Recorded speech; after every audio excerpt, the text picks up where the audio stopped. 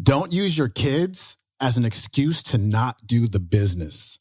Use your kids as a reason to do the business. And that is the quote of the day.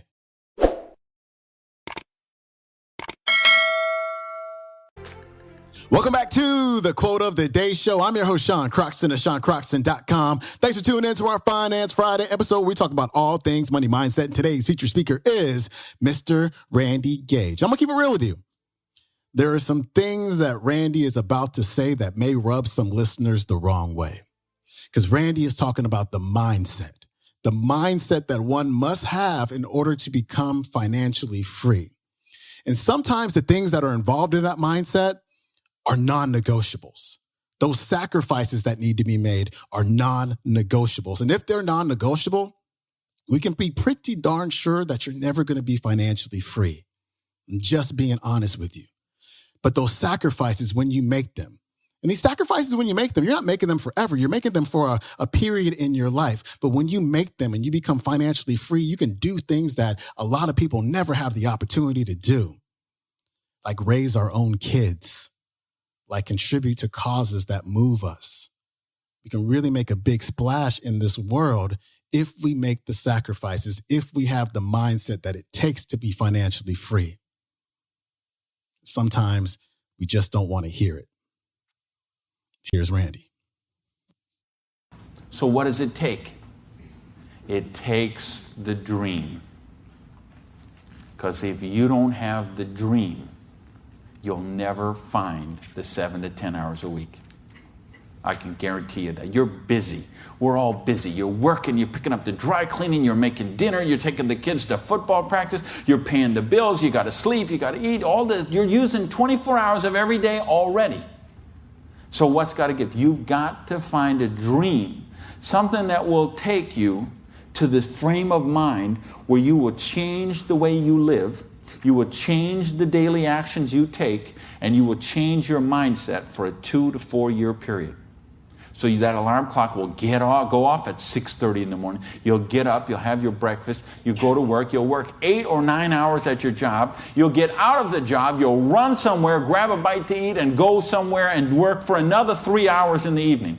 When you could be home watching TV, when you could be with your kids, when you could be with your family, when you could be watching a football game or something else. But you will make a sacrifice. You will say, I will find the 7 to 10 hours a week for 2 to 4 years to build my freedom, to build my security, to build my independence. And don't tell me, ladies, well, I can't do that because of my kids.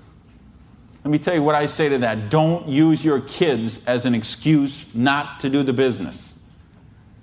Use your kids as the reason to do the business. So you can raise your own kids instead of paying someone else to raise them for you. You know how many people drop their kids off at a daycare center at 7:30 in the morning and pick them up at 5 o'clock at night? Those poor kids couldn't pick their mother out of a police lineup. Right?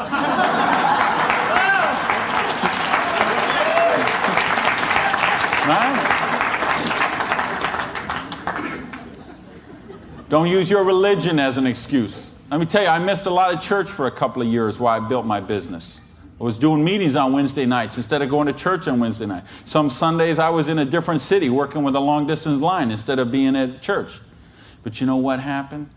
I tithe 10% of every penny I make to my church. And I make a lot of pennies these days.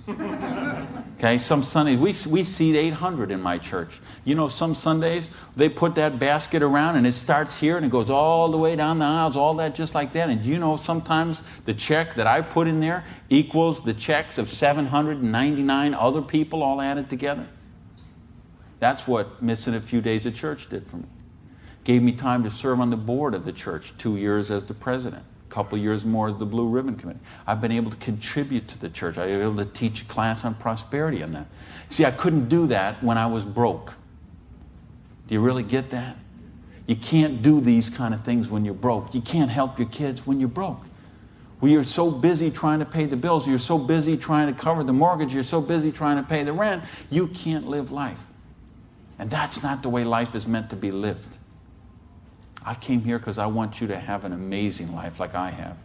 And believe me, I have an amazing life. I live in my dream home. I live on the ocean, okay? I go to bed every night. I hear those waves crashing on the shore. I wake up, I go down, and I got a beautiful car to get into. I have beautiful people in my life. I have wonderful health. Everything is, I make more money every year than I did the year before. I am living a dream that is just wonderful. But I made some sacrifices along the way. And that's what I'm saying to you. Make some sacrifice. Take 2 to 4 years. Make a commitment. When you walk out of here tonight, make that commitment. Not to your spouse, not to your sponsor, not to me, not to yourself.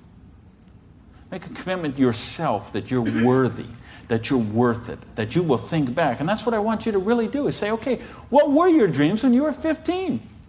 What is the house you would live in if money is no object? Do you have a picture of it somewhere that you carry around to fuel you?